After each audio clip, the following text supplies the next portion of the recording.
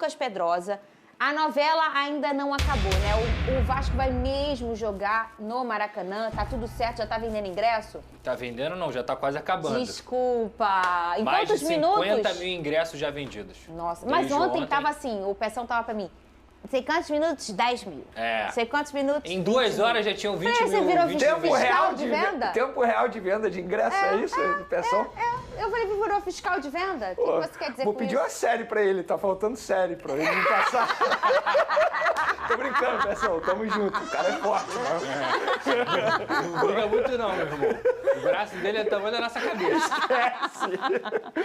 Pedrosa, Maracanã, tudo certo, Maracanã, né? tudo certo. Depois do Vasco ter entrado com mandado de segurança, depois da decisão do desembargador, que a gente até frisou aqui que ele era tricolor e aí cancelou o sócio. Inclusive a decisão do Vasco ontem desse mandado de segurança foi feita por um vascaíno, muita gente me cobrou. Agora você vai falar, Pedrosa? Só tem que lembrar o seguinte, gente. Ele apenas anulou uma decisão que já tinha sido feita. O Vasco conseguiu eliminar por meio de um juiz. Esse juiz já tinha concedido ao Vasco da Gama o direito de jogar no Maracanã. Aí um desembargador tricolor tirou a liminar com argumentos que não faziam sentido, principalmente a questão do gramado. O Vasco não joga no Maracanã desde abril e vai jogar de novo agora. A culpa não é do Vasco. E aí o Vasco da Gama, como um clube do Rio de Janeiro, como qualquer outro clube, tem direito de jogar no Maracanã, segundo edital. Então esse desembargador fez o mandado de segurança e concedeu. Então o Vasco da Gama começou a venda de ingressos, 50 mil ingressos já vendidos. E uma informação até exclusiva que eu coloquei lá no meu Twitter, tem mosaico sendo preparado para a torcida do Vasco. Sim. Como é que é feito o mosaico lá com o Vasco? É o clube Você que imprime...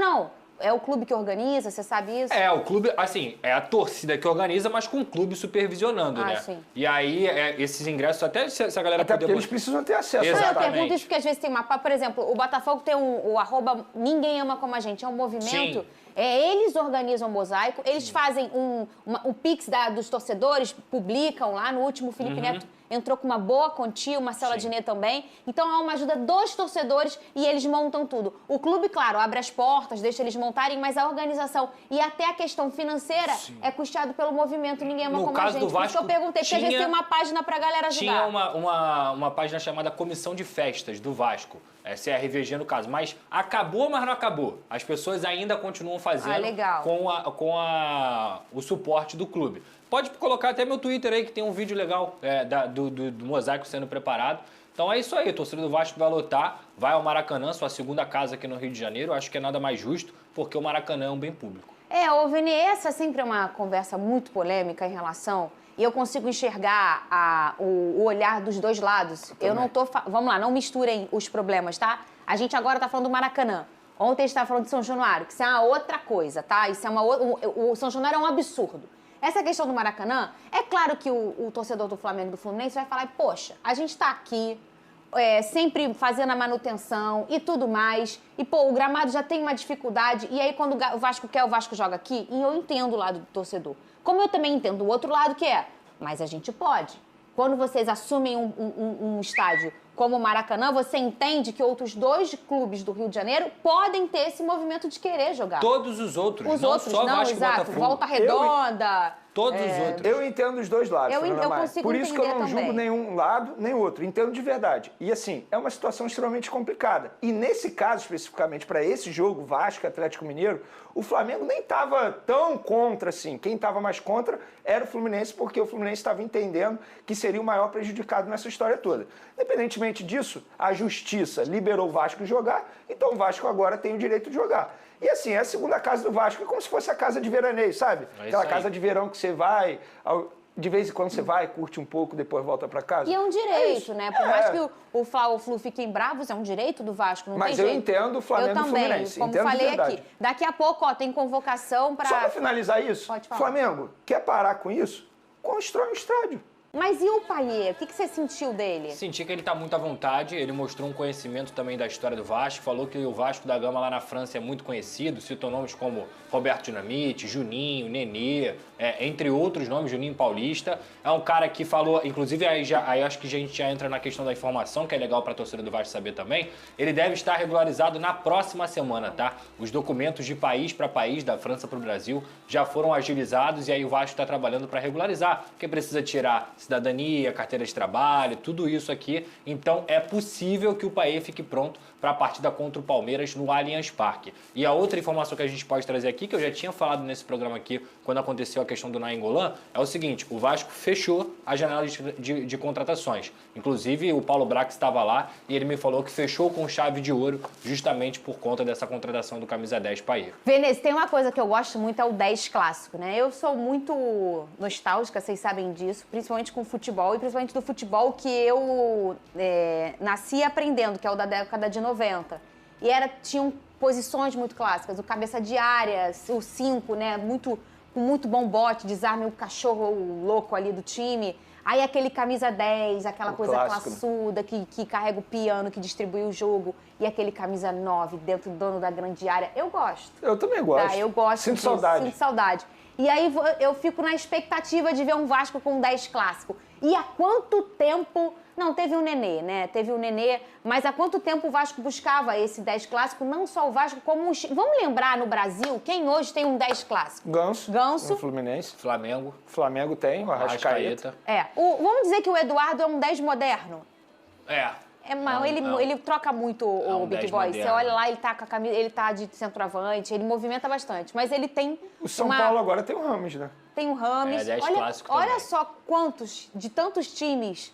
É muito difícil hoje você Mas encontrar. no futebol brasileiro é difícil, assim, por exemplo, um jogador jovem 10, com características de um 10 clássico. Não tem. Isso que eu ia falar não é só no futebol brasileiro, é uma mudança do futebol mundial, né? As pessoas hoje em dia no futebol mundial, elas estão mais com preferência em relação ao meio-campista, né? O cara que consegue fazer... Vou dar um exemplo aqui. Marlon Freitas. Não, o Lucas Paquetá. Tchê. Lucas Paquetá É verdade, faz boa. várias é um funções. excelente exemplo, que infelizmente está com essa Que notícia é um aí. volume de jogo muito físico, né? Isso E aí. vai e volta, E vai e tem volta. técnica, e o tem- 10 precisa também voltar a Isso aí. se recompor defensivamente. Vamos botar as Payet comenta encontro com Ramon Dias e elenco, e cita suas características. O meio-campista Payet afirmou que sentiu o elenco do Vasco da Gama muito unido e promete muita garra em campo. O meio-campista francês Dimitri Payet foi oficialmente apresentado pelo Vasco da Gama na manhã desta sexta-feira, 18, com um evento realizado para a imprensa em São Januário e transmissão ao vivo da Vasco TV. A nova contratação chegou para vestir a camisa 10 e já está treinando junto ao elenco cruzmaltino. Payet chegou ao Salão dos Beneméritos já vestido com a camisa 10 e esteve acompanhado na apresentação pelo diretor executivo de futebol, Paulo Brax, e o CEO Lúcio Barbosa. Lúcio abriu a apresentação agradecendo o esforço das 777 partners para trazer um reforço à altura do Vasco e a torcida pela recepção feita ao Payet no aeroporto. Ele reforçou ainda a grandeza de trazer um camisa 10 justamente no ano em que o Vasco perdeu seu maior ídolo, Roberto Dinamite. Paulo Brax falou sobre a busca incessante pelo camisa 10, citando alguns nomes de atletas que vestiram a camisa 10 que fizeram esse número se tornar tão importante e especial na história do clube. Obrigado por ter dito sim ao Vasco e à torcida do Vasco, que te recebeu de braços abertos no aeroporto. Eles merecem isso. Seja bem-vindo, disse Brax. Em seguida, Payet deu suas primeiras palavras após ter sido oficialmente apresentado. Gostaria de agradecer à diretoria, aos torcedores que me recebem, esse clube gigante que é o Vasco da Gama do Rio de Janeiro. Na chegada no Brasil eu já senti muito amor, muita confiança depositada em mim. No dia de ontem eu pude saber um pouquinho da história de Roberto Dinamite e saber que é absolutamente emblemática e mítica essa camisa 10, disse vestindo a camisa. Payet respondeu sobre as expectativas depositadas nele, que tem destaque no futebol mundial e vestiu a camisa da seleção da França. Vocês podem ter certeza de que eu darei tudo de mim com muita garra e muita força para honrar essa camisa 10 de Roberto Dinamite. É preciso colocar novamente o Vasco onde ele merece, com uma equipe inteira. É uma grande renovação de esperança e força do gigante. Eu sou o jogador que gosta exatamente disso, de desafios e responsabilidades. Durante 10 anos eu tive a responsabilidade de ser capitão, eu conheço essa pressão, eu sei o que é responsabilidade e vim aqui para cumprir com tudo isso, disse o francês sobre a entrega que terá. O camisa 10 também foi questionado sobre os motivos que o levaram a escolher vir para o Brasil e para o Vasco. Ele destacou o conhecimento do clube lá fora e a luta pelo racismo como os principais motivos.